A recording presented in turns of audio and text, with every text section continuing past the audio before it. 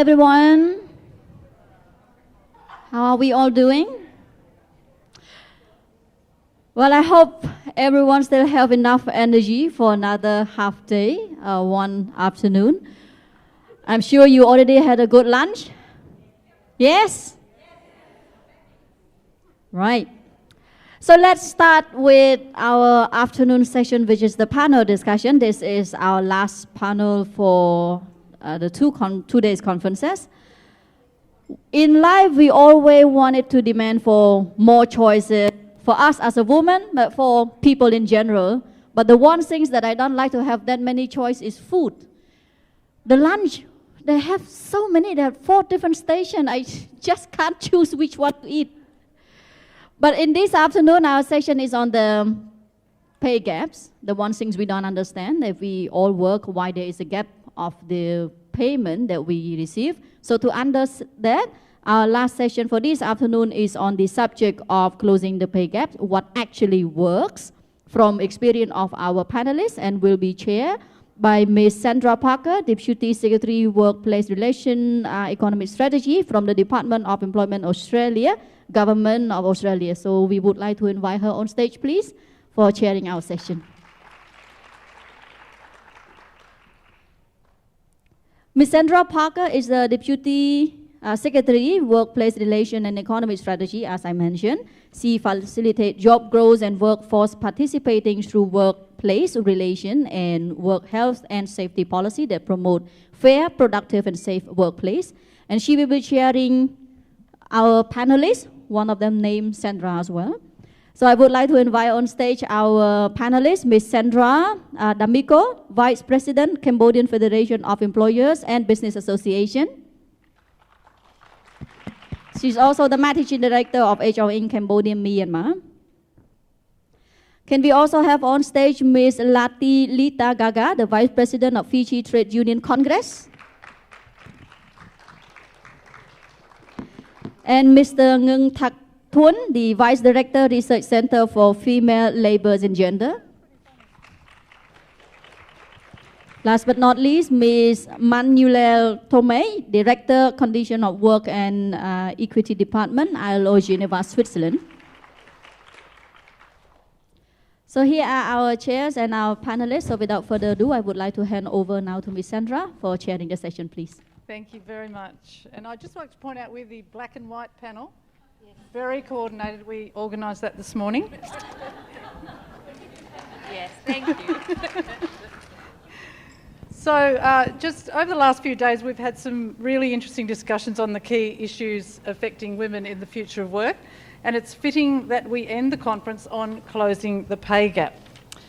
The topic cuts across all issues we've discussed so far and significantly impacts women's experiences at work. And it is sobering that the ILO estimates it will take 70 years to close the global gender pay gap. So regardless of the way the pay gap is calculated, for example, weekly, hourly, average or median wages, it's evident in our region there remains a gap and we should address it. Comprehensive analysis, though, is required to understand what the gap is and where it exists. So we obviously know about pay gaps where men and women are performing like-for-like jobs, but we also have broader issues, organisation-wide pay gaps and, of course, labour force pay gaps. Now, while equal pay for work of equal value is central to closing the gender pay gap, it's just part of the solution. We all know, and we've all been talking over the last few days about how complex this is and that there are many factors that influence what happens. In terms of the data, the number of hours worked, labour market gender segregation, where people work, the impact of women's greater unpaid caring responsibilities, and of course differences in education, work experience and seniority. And I think of real importance is what people have said, cultural views of women and women's worth. So without addressing all of the different ways men and women interact with the labour market, we're unlikely to close the gap, which is why the topics covered and the discussions at this conference are so important to addressing pay inequality. We know that men tend to work in higher paid professions and occupations, They also do significantly more paid overtime than women, thus they earn more. We know women do more unpaid labour at home. They take time out of work for maternity leave, caring responsibilities. They miss out on progressing to higher paid jobs during their career. So of course men undertake less unpaid labour at home, they progress faster and are available to take on more opportunities when they arise. So a critical issue in addressing the gender pay gap is paid work and care. More often, so more of women can access management positions and work more hours if they wish.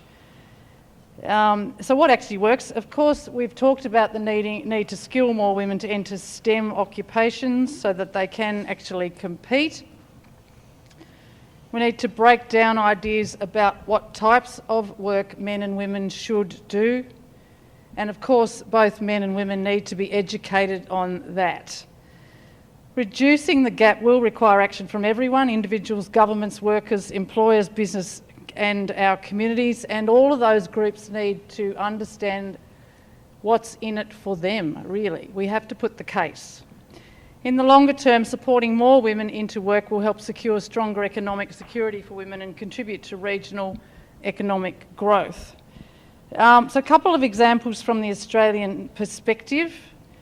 We're taking a multifaceted approach to addressing the gender pay gap.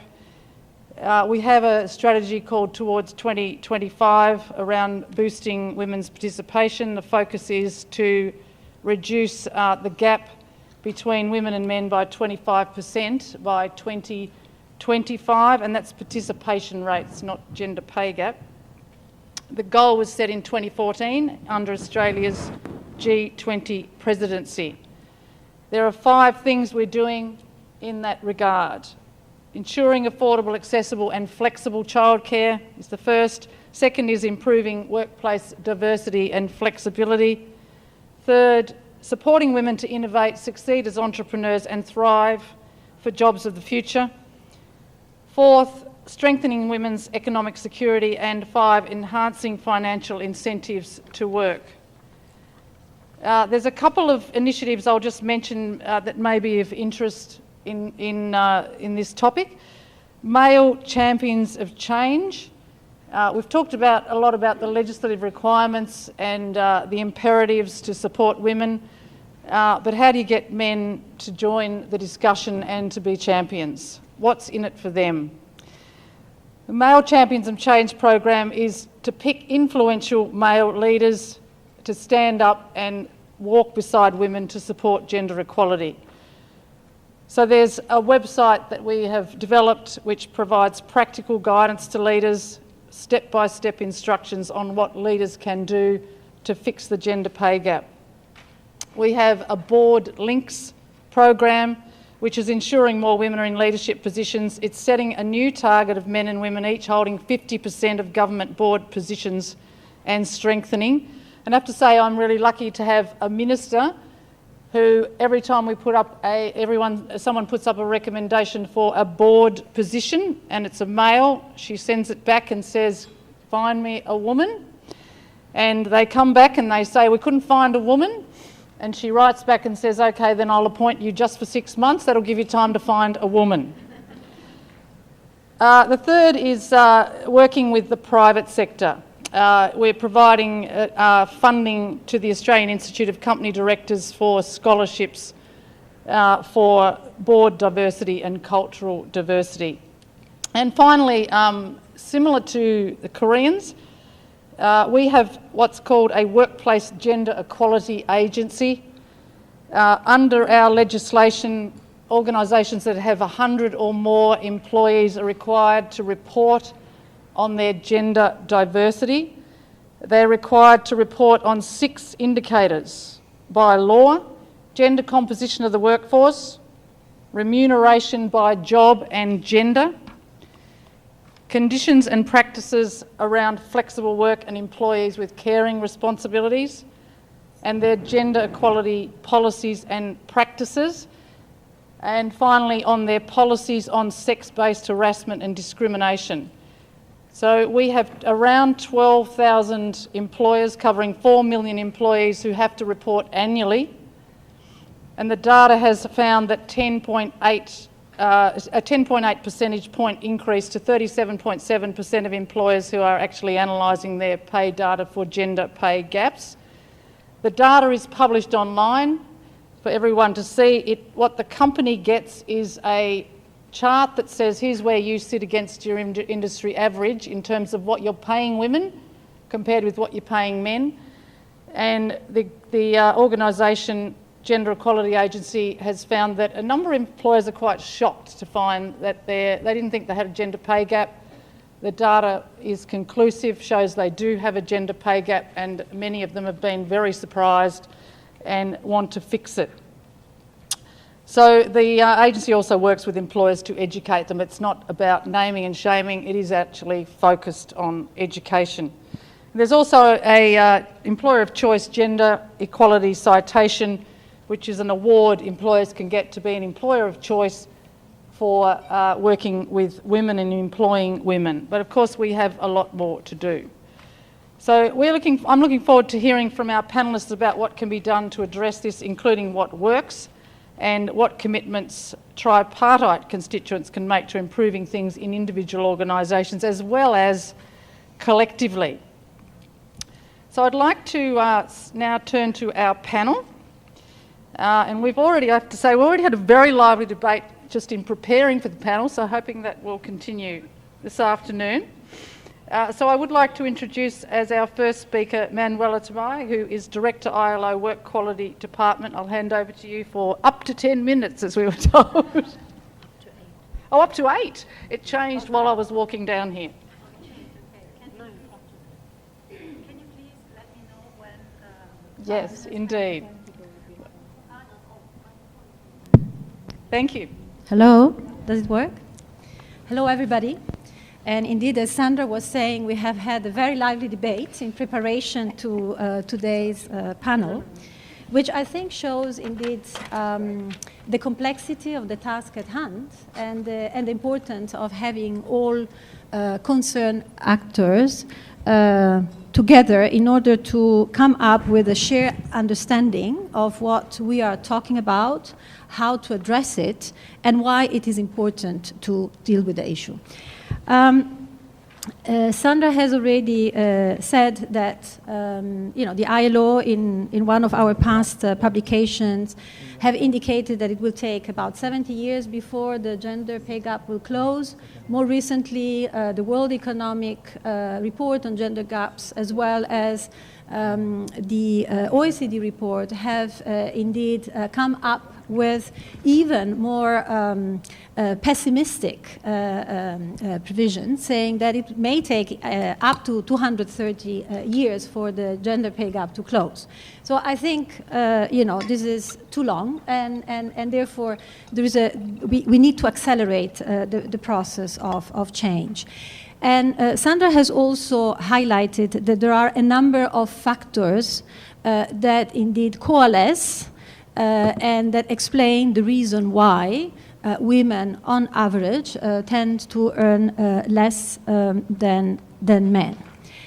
Among these multiple factors, I would like to spend a few words about one of the causes of the stubborn and entrenched gender pay gap, which is unequal pay. Unequal pay for work of equal value. This was one of the reasons for our very heated debate. First of all, when we are talking of equal pay for work of equal value, what the hell are we talking about? So, let's be clear in terms of what we are talking about. The first thing is that we are saying that women and men who are have comparable qualifications and who do the same job or similar work should be paid equally. That's pretty straightforward, that's easy to understand, but the evidence shows that indeed direct discrimination is growing in many countries. So, so it's easy to detect, easy to understand, but the effectiveness of measures leaves much to be desired. The second issue is that men and women who do job which may differ in terms of the tasks, in terms of the responsibilities, in terms of the efforts, in terms of the conditions under which this job is performed, but this job is overall of equal value, they should be paid equally. Wow, that's difficult, right? And indeed, the reaction is, well, we are comparing pears with oranges, and this is impossible to do. So, let's try to move to the most important thing. Now, in reality, of course, it's not an easy thing to do, and I think that the entrenched nature of unequal pay is indeed a reflection of the complexity of the task. But saying that something is difficult to achieve does not mean that we should refrain from trying indeed to come up with sensible, realistic, effective measures. Why should we care? Because, that was another point that we were discussing. First of all, equal pay for work of equal value is about fairness. It's about fairness in pay. It's about fairness in remuneration. So why should you be paid less than another person when you are doing exactly, the same type of work, you are putting the same number of hours, etc., etc. So it's fairness. The second issue is also having a greater or a better understanding of what are the responsibilities, the efforts, the competencies, the skills which are associated with different types of jobs, and in particular, typically female jobs and typically male jobs. You may indeed be able to detect, to uncover, disclose certain talents, certain efforts, certain requirements that were not accounted for, that were overlooked, and therefore were not compensated. So if you are able to get a clear picture of what is the set of requirements which are associated with the job and the jobs of the future, you will be better placed as an employer to indeed detect the profile that you need with a view to meeting and satisfying those requirements. And I will give you two very practical examples. Unequal pay or biases in the way in which, unequal pay occurs may occur in the structure of wages. So seniority, when seniority has a very heavy impact or weight on determining the overall remuneration of a job, it's clear that women are in a more disadvantaged situation because women's participation in the labor market is more intermittent. And women also leave the labor market before men, right, because of differences in retirement age. So these are not deliberate biases or a deliberate intention to discriminate against women, but somehow wages are constructed in a way that seem to put the way in which men participate in the labor market in a situation of greater advantage. Another example is, for instance, physical strength. Physical strength is valued a great deal. Oh, wow, 2 minutes. While manual dexterity and eye concentration may be considered to be of less value. And this means, again, that you are somehow giving a preferential treatment, if you wish, to men relative to women, because men and women are indeed located in different parts of the labor market. Occupational segregation. If we want to tackle occupational segregation by gender, we should not only encourage women to pursue STEM studies and try to engage and give the opportunity to indeed perform STEM-related jobs. This is certainly part of the equation. But we need also to try to provide a fairer assessment of the value of typically female jobs in the care industry, for instance. So when we are talking of tackling occupational segregation by gender, we should look at how to reduce the concentration of women in a particular number of jobs and men in another set of jobs. Statistics also show very clearly that despite the fact that women across the globe have never been as educated as now, there has been a shrinking of the number of occupations and sectors in which women work.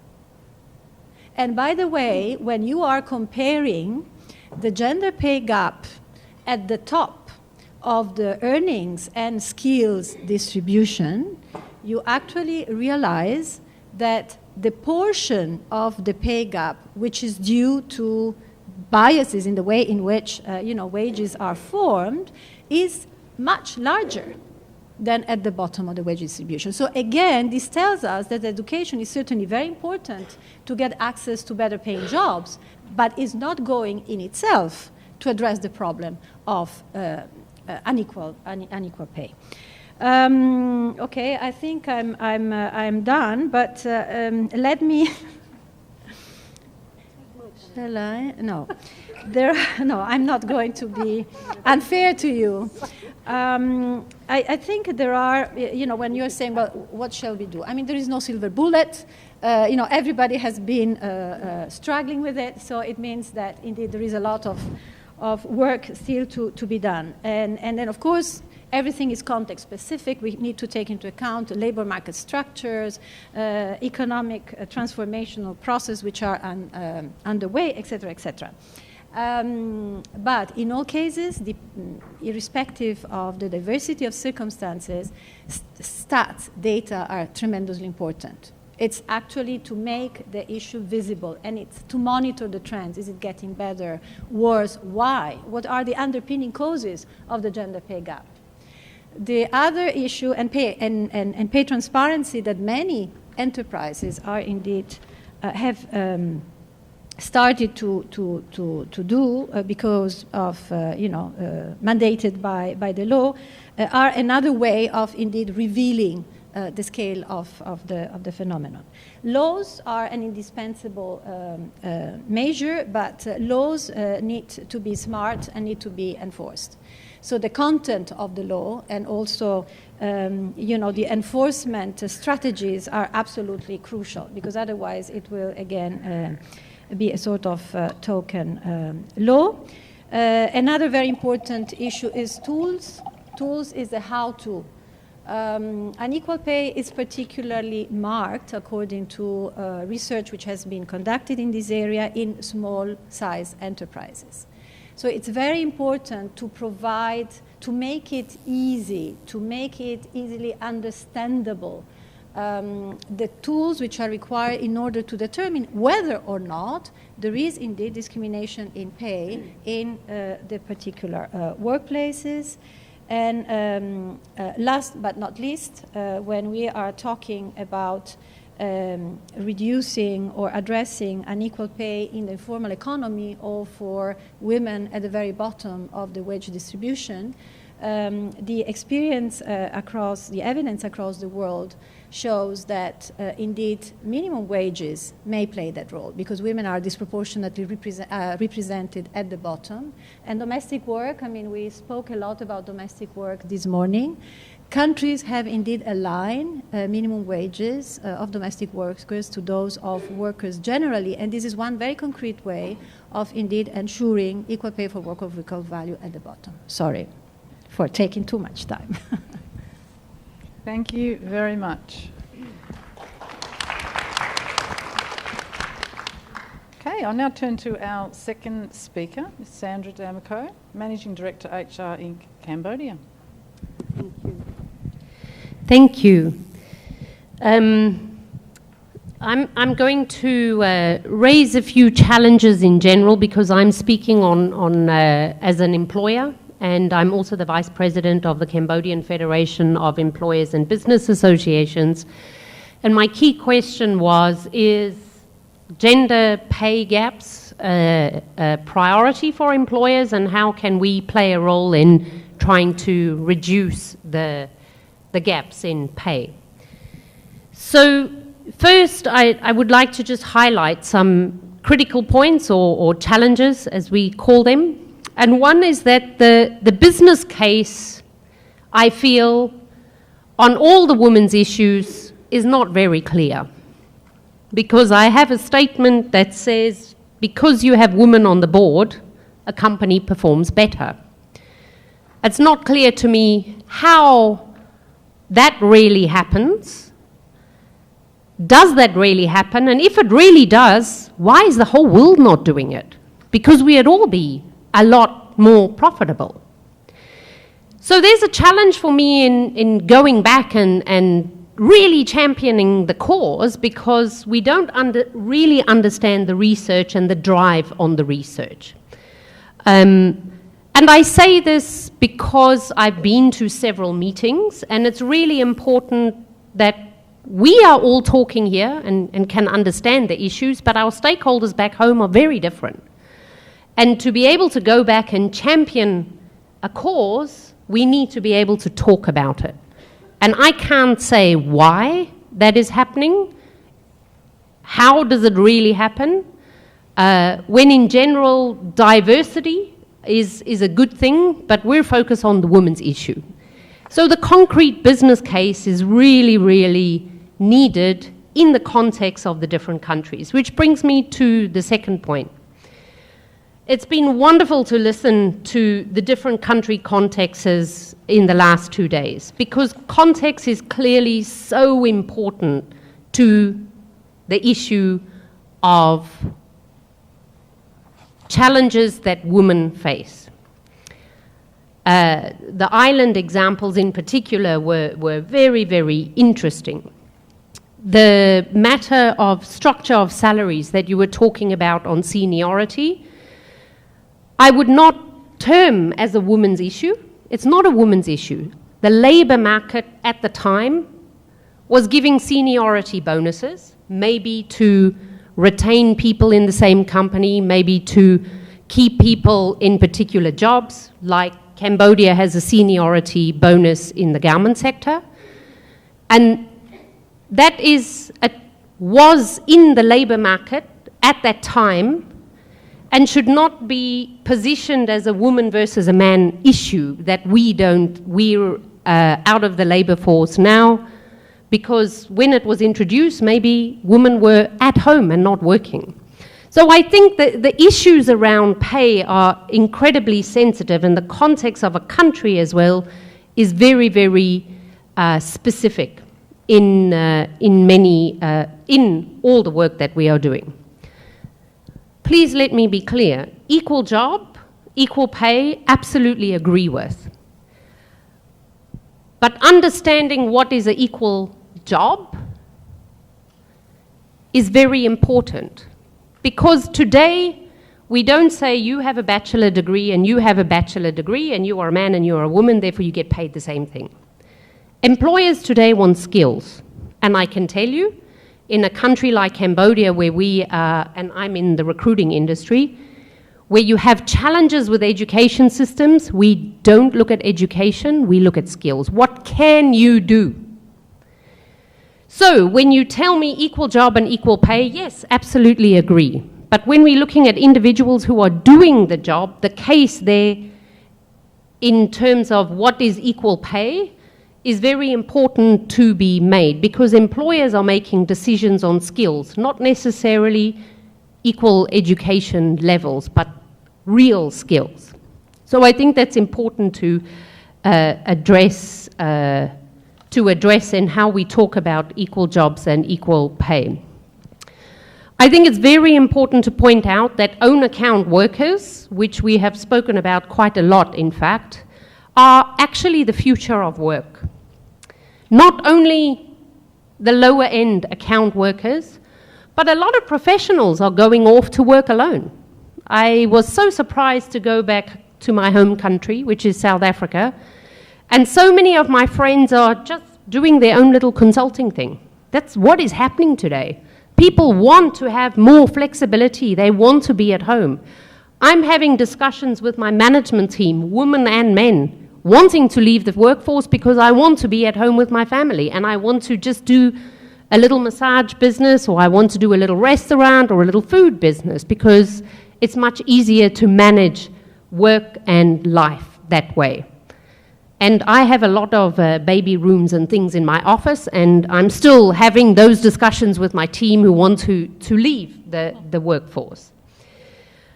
I think we have to understand that own account workers are not only at the lowest level and the poorest level and the most vulnerable level, but in general, for own account workers, how are we going to build the infrastructure around our social security systems to let people have access to social security, pension, workplace accident, and things like that?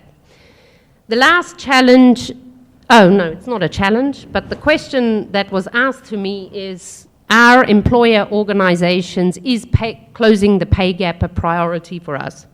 The answer is no, it's not. And why is it not? Because we are working on diversification, we're working on labor law changes, we're working on real issues for our members and what they want us to be representing them on.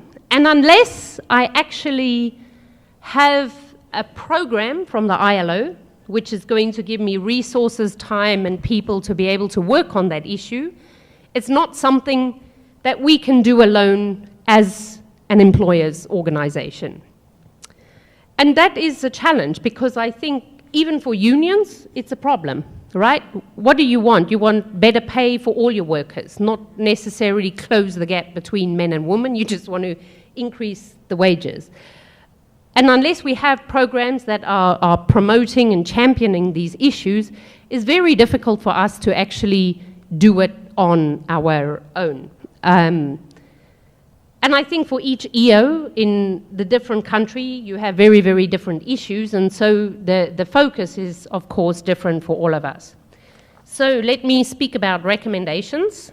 One, we need more men in the room, because I don't need to convince all of you of the challenges. We need to convince the men of the challenges. But we need to have a more diverse group to be able to convince and go back and have the discussion in the different countries. Two, we need to increase the research on the issues in the different countries, so that in the country context, we really, really do have a better understanding of the challenges that we face. So when we have research, we can do more promotion on the different issues. I think without a doubt, employer organizations should always be encouraging equal pay for equal jobs. And I sort of like the Australia example, where you do this reporting and you get some advice on, oh wow, you actually have a pay gap which you maybe didn't see or weren't aware of. But it has to be educational and not a sanction, because sanctions really send employers running very quickly. I think to keep women in the workplace, and I did this, I had to do this to keep women at work, was the facilities around childbirth when people have babies. And you see this in Cambodia, you need more baby care centers, you need to have these facilities so that women can peacefully go to work and not be stressful when they go to work. But it's also not easy for everybody to do in different countries. I think the ILO needs to engage more with the women's ministries in the different countries, so that we can, with unions, not separately employers and separately unions, but together invest efforts in working with the ministry, because I think the issues have a common area for unions and employers to work together, and they shouldn't be separate programs, but be working together to also build the relations between employers and unions always. Thank you. Thank you, Sandra. Thank you very much. Our third speaker is Mr. Tuan Nguyen Kak, Vice Director, Research Centre for Female Labour and Gender, the Institute for Labour Science and Social Affairs. Thank you. Good afternoon, ladies and gentlemen. Thank you. I know invited me to sharing my view about the gender pay gap. It's the first thing I share about the situation of gender pay gap in Vietnam is the pay gap. The pay gap between male and female workers still existed on the labor markets in Vietnam. However, tended to decreasing, but it was on slowly once during the periods 2005 and 2015. The data, according to the data survey, population survey 2016 is average pay gap for the women is around only the 85% of average wage for the men. For men, there many something for pay gap. Women is factor contributing to pay gap, gender pay gap. I think it to have two things for most important for the pay gap. Gender pay gap is age retirement and qualification. Is by age group, the gender pay gap is age groups 55 to 59 is largest in the main cause of situation as the first, according to the breast increased by the labor cost in Vietnam is the women has a retirement age at 55 earlier 5 years ago than men. The current gender roles, woman is take care, housework and care for the elderly children more than men. By the technical qualification is the technical level of female labor force is still lower than men, so it's the main cause why the woman worker difficult to accept high paying job.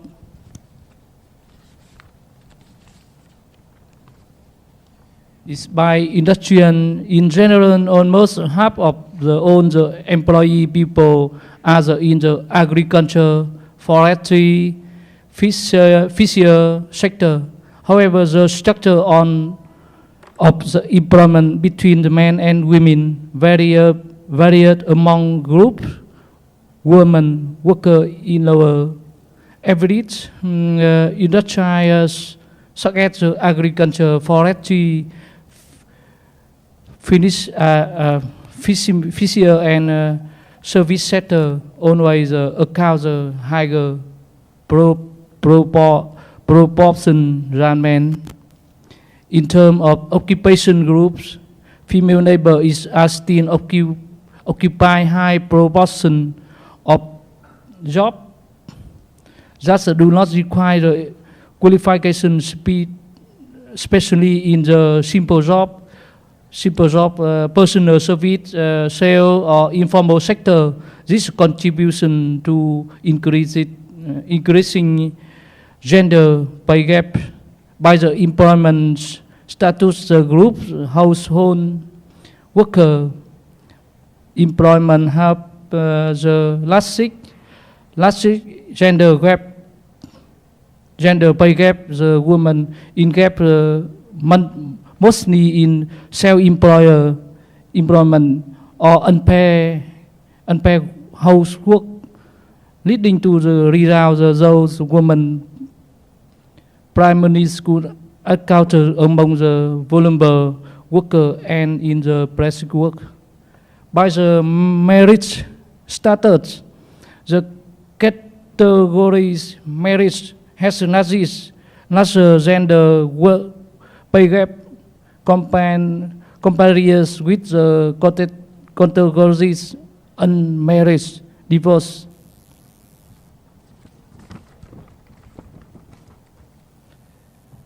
Inequality in the perception, discriminator attitude, and social gender bias among the other individual factors that had a great impact on the gender pay gaps in Vietnam.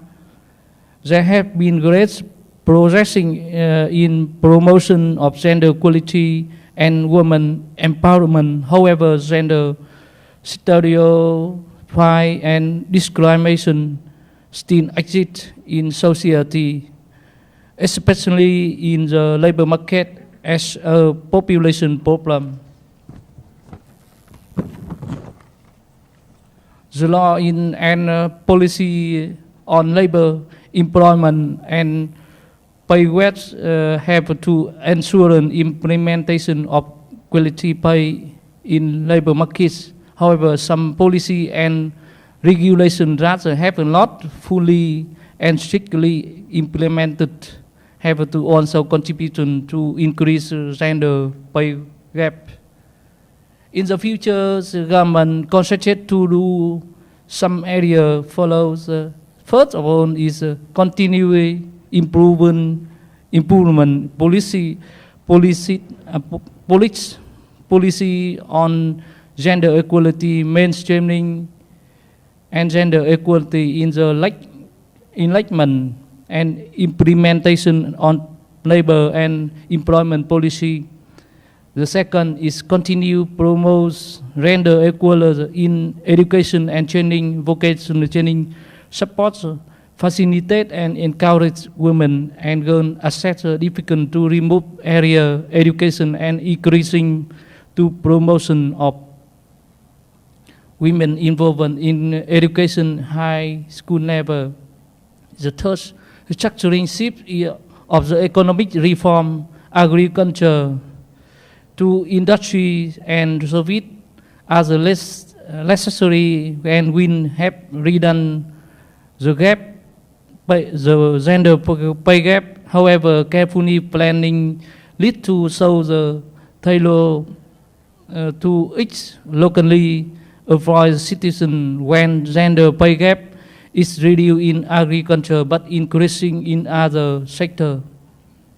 In the finally is further research needs in order to better understood root cause and the interdependence of the various different local, especially focused on to be played on the economic sector and industry when the last gender pay gap as a further ad hoc intervention are to be carried out by local government as well. Besides that, another important sensitive measurement and when the legislation in the field of the labor to ensure enough monitoring and evaluation of impact in place of the really passed regulation. Modisa is to the uncountable of the gender sensitive law and requires the introduction so measurement to zero gender pay gap. Can you review and better adapt the present labor market situation? Thank you very much. Thank you very much. And last but not least, we have Ms. Lataleta Gaga, Vice President, Fiji Trade Union Congress, Fiji. Thank you, Sandra. First of all, it is indeed a privilege and an honor to be part of this panel discussion. And of course, it's always difficult after lunch. People are starting to doze off to sleep, of course, and concentration level deteriorates at this time of the day. But I hope that you're enjoying the discussions from my fellow panelists. Now, I would like to start with basically a quote from one of my personal role models, the former US Secretary of State, Hillary Clinton. I find this quote as very much relevant to this topic. And she once said that last I checked, there is no discount for being a woman. Groceries don't cost us less. Rent doesn't cost us less. So why should we as women be paid less, unquote. In addressing this, of course, gender gap issue, I'll have two main points that I would like to highlight from the trade union's perspective and, of course, as a general perspective. The first one that I would particularly address is how can unions make sure the gender gap is prioritized and addressed? And secondly, what needs to be done collectively to close the gap as we approach the 100th anniversary of the ILO? Now, from a worker's perspective, of course, the number one thing that we could do firstly is collectively organizing and recruiting workers to become part of the union. Studies have indicated and shown that once workers join the union, of course, there's a higher volume of their voice that could be raised and represented in the marketplace, in the workforce. And for this particular point, I would like to also add on to state that while unions need to focus on recruitment of union members, they also need to focus on women, organizing women into the trade union movement. And not only that, stop at that, we also must also continue to be aggressive in organizing men workers so that they can understand the issues that women are going through and have a collective voice when it comes to addressing women issues. Now, I understand that we have majority of the female counterparts here today, but I take my hat off to the male colleagues that are with us. This gets to show that you are also partnering with us in this struggle. Now, in terms of organizing as well, one thing that the unions have done or could do is basically focus on a gender strategic organizing activity and involve women in activities as much as you want to recruit them. The second point that I would like to add on to that is basically collective bargaining. Now, collective bargaining is a core function of the trade union movement. And of course, it is through this process that we get to basically negotiate with our respective counterpart, the employers, in improving the terms and conditions of employment. And in the context of women, and particularly in relation to the pay gap, we strongly advise that we have to include women in negotiations table, right, so that they can freely express and raise their views and concerns and issues in relation to women. And also, and as far as collective bargaining is concerned, we must make sure that not only do women should be represented in negotiation tables, but also in leadership position. And I think yesterday we've had a very good panel that discussed that, and I do not want to touch that today. Again, still on collective bargaining, of course, we need to make sure, the trade union movement, the trade union leaders could also assist this fight in basically pushing for provisions within the collective agreement that would be gender-friendly and gender-focused. But before we can get to that, we need to identify, really do our personal assessment within our respective organizations to see whether the existing collective agreements has provisions for gender. Like conduct a gender test and see whether we are moving forward or we're putting on a reverse gear. And that is particularly important because that would set the strategies for us to use in order for us to promote gender provisions within the collective agreements. And lastly, on the collective bargaining process, I would state that there was a need for us to train and educate union officials on how to collect data, how to analyze it, particularly with gender pay, with pay.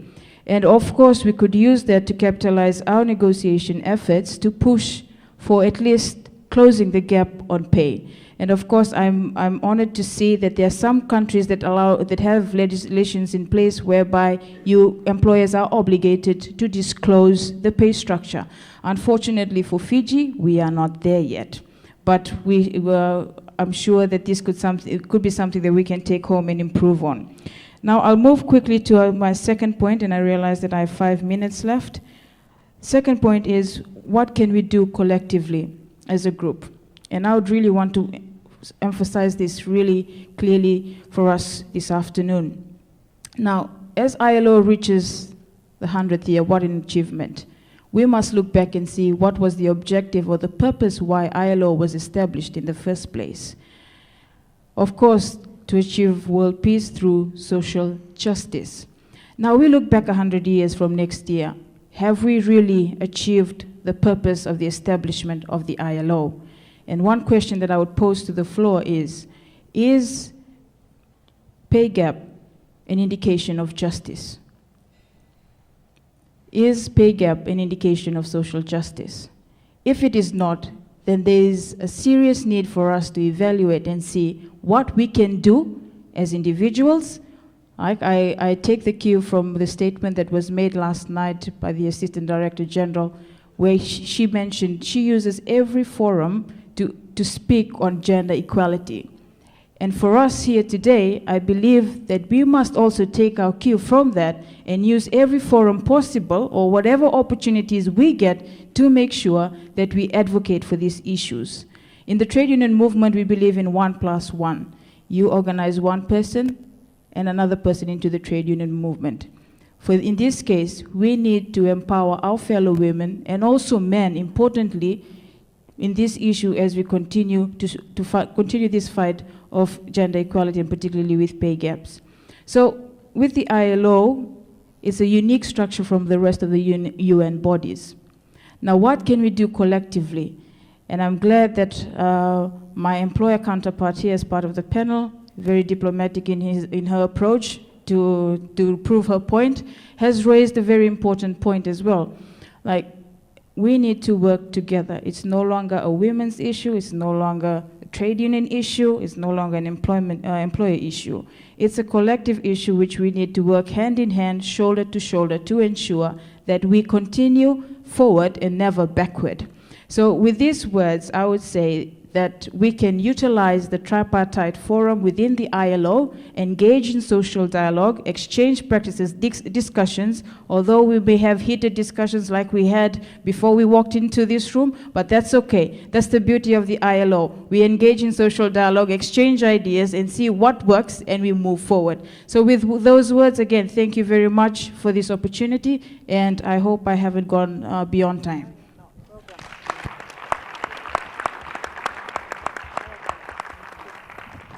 Say hear to that. Do we have any questions from the floor to any members of the panel? We have until 3:15, so we will speedily get a couple of questions in. I have a clarification more than a question. Thank you. Thank you. This was a fabulous panel. Congratulations, everybody. I have a quick clarification for Sandra about the question you asked with regards to what's known in shorthand as the diversity dividend.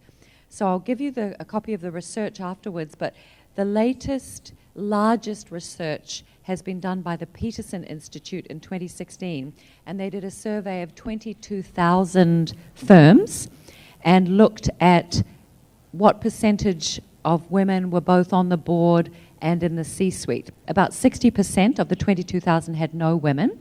And then what they did was actually look to see if there was a correlation between firm performance and what's known in shorthand as the diversity dividend. The conclusion was that the strongest was for women in senior management, followed by women on boards, although the research with countries where there's been quotas, like France and Finland, doesn't have any definitive data. And the outcome was around a 6% higher return on investment. So your question is a very good one. If it actually makes good business sense, then why isn't it happening more? And I guess we come back to those social norms that we've been talking about through our process.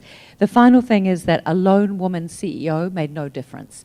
So it is actually about that diversity dividend and having different perspectives that can be brought to the table. And I'll be very happy to share the research with you. Do you want to comment, Sandra? No? No comment from here? Questions? Again, if I can please ask all of us who have the microphone to keep it short, otherwise we won't have dinner tonight. Thank you. I just wanted to add to that a little bit, and just to say that I think we are at that stage, and this is a comment, so I'm sorry if there's no question at the end of it, but I thought it'd be valuable to add. At the end of this discussion, I think we need to move forward from just looking at the number of women and men in organizations as an explanation of what diversity constitutes.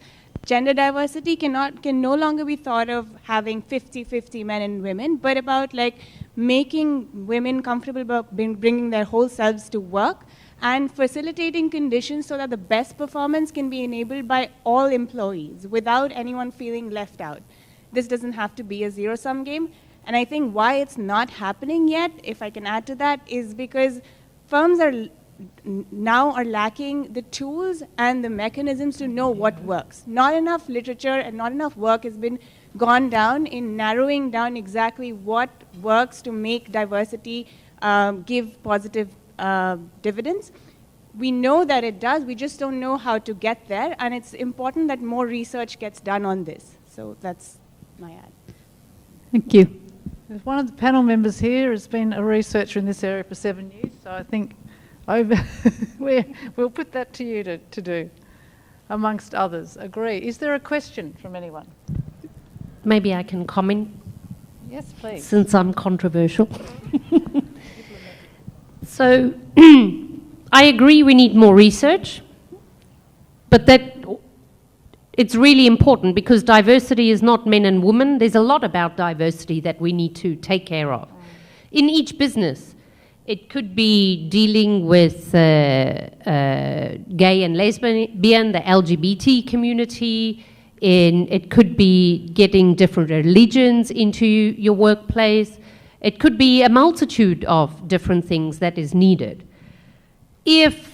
And the Pearson research, a 6% difference in return on investment, I don't know if that's big enough for anybody to go, wow, now I'm going to go and get women into the management, which is when we come as employers' organizations to these meetings, we need to go back with a case to really drive it. And it can be an international case, but very often you need the local case. What is that local business case? And for us, it's very difficult because in Cambodia, there is no real research that I can actually argue with a big Cambodian business and saying, right, you need to change the game. So the reality is it's a really difficult topic to realize on the ground for an employer organization, for a union to get things done. And so we have to, we just have to try our best. And as the priorities come and as the opportunities come for us to promote specifically, because we don't have the resources as employer organizations to have a big gender team and do big research, we really rely on the programs that make them happen or the intermittent research that can be done in the different countries. But it's really good to see that Vietnam, for example, is doing gender research. And so yes, sharing tools and opportunities and learning about what Australia does, really, really interesting. And things that we can take home and share with our members. Thank you.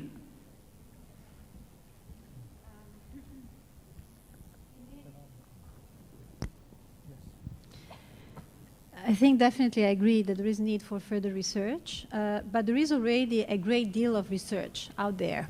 And there are also plenty of different tools and programs that have been tested, that are being piloted, and some that have also yielded some positive results.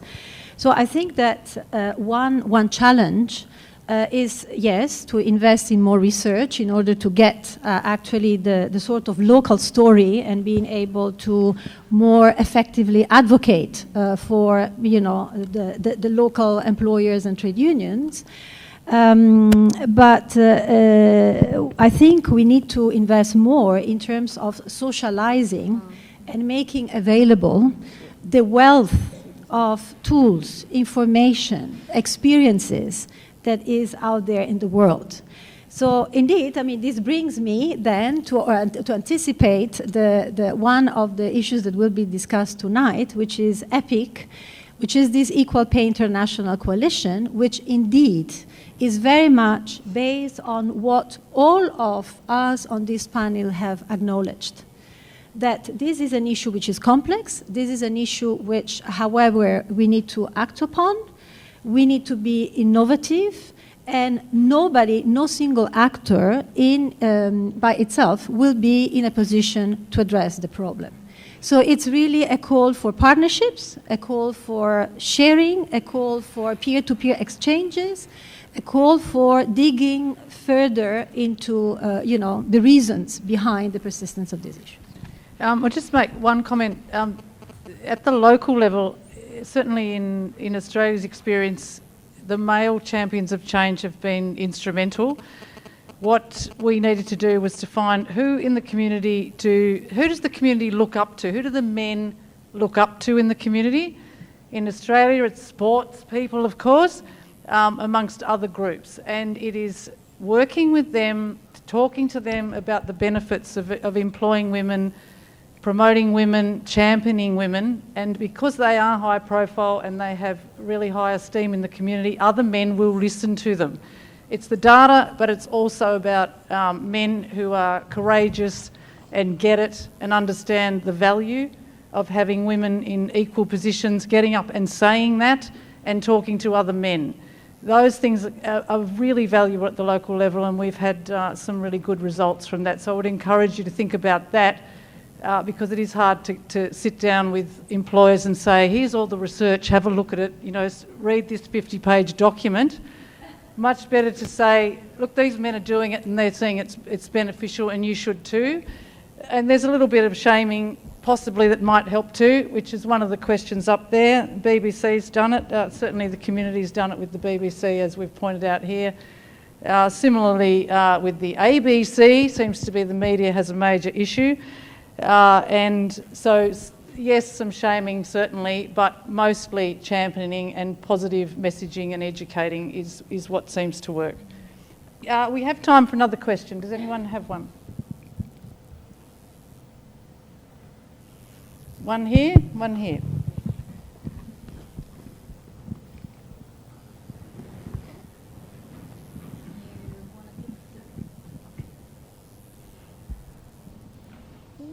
Thank you.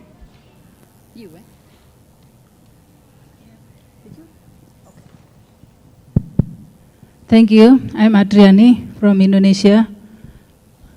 I work at the Ministry of Manpower as a director of wages. That's why I speak. Actually, I just want to share experience concerning that question. The previous one. Yes. What are the indicator and methodology for quantifying equal value of work as context matter? Just sharing experience. In Indonesia, we already have a regulation, ministerial regulation concerning wage structure and scale. The wage structure and scale is mean the each company should make wage structure and scale. Wage structure mean the level of wages from the lower wages for the lower level of job until the higher wages for the highest level of job.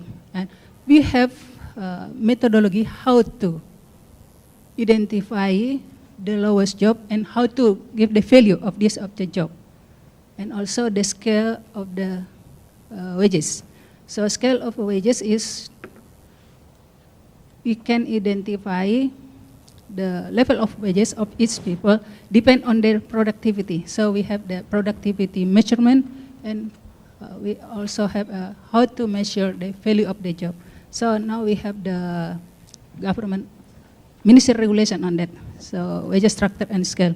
This is one thing, and the other thing is, now we already have the regulation on wages structure and scale.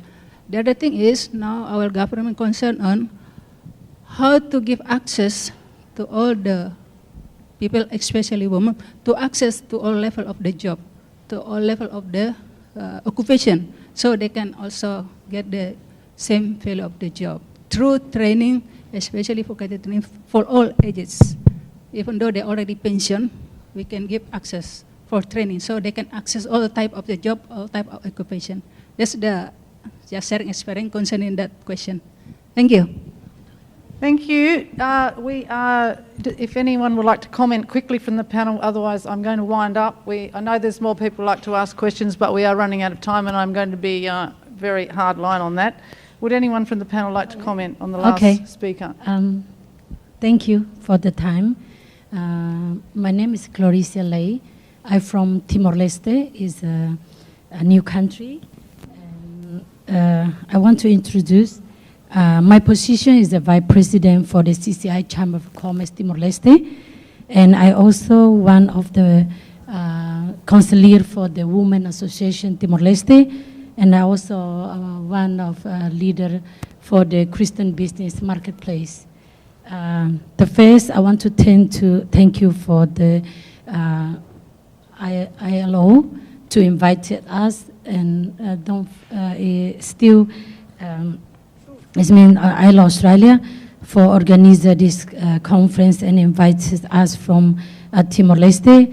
We are a small country, a nation that tend to be the path of opportunity to women here.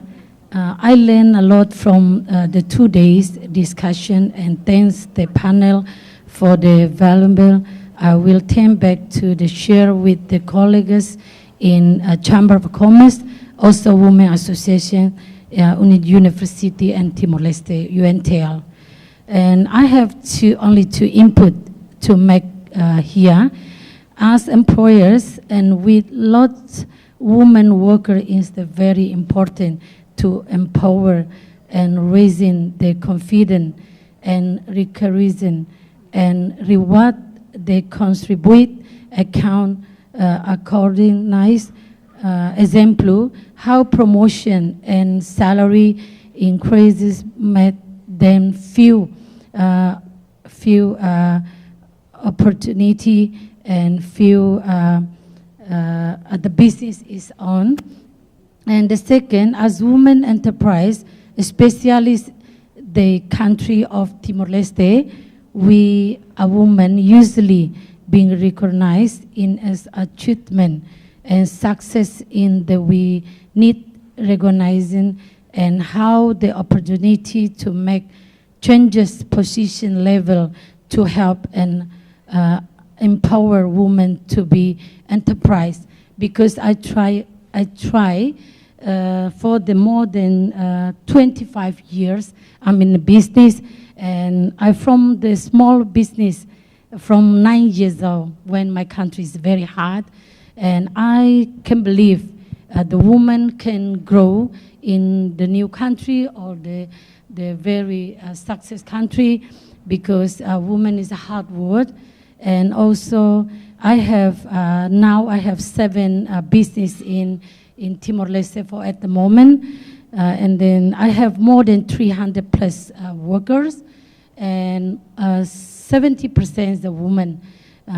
That's I think we thank you so much for the ILO in Timor-Leste or International to still give up to all the opportunity in ILO International like today, and don't forget for the next time to other opportunity. Thank you so much to sharing. Thank you. And that brings us to the end of the session. So thank you everyone for participating and for the discussion. It is much appreciated. And now. Yep, I'm here. And now take a group photos. That Now would you be take first group things that I have to do. Okay, Right. thank you very much. Ladies and everyone. gentlemen, round of applause for our chair and our wonderful panelists. All right. How do you want them? Do you want them standing up? Can you please stand up and maybe come here in the front? Right. People have been asking where we can get all these photos. Been taking a lot of photos. I'm sure it will be up on the ILO website. Ladies and gentlemen, while our panelists and chair are having their photo taken, the one thing I don't like to do as a master of ceremony is to tell people that we don't have much time. But I will have to say that anyway because we are quite running late. So the coffee break and the next session will be combined together. So you don't have 7-minute coffee break and then discussion. You have now 30 minutes for both coffee break and discussion. Thank you. Thanks, our lovely chairs and panelists. អរគុណច្រើនចា៎ All right. Now it's my turn to go up. Thank you. Right. Johnny, right.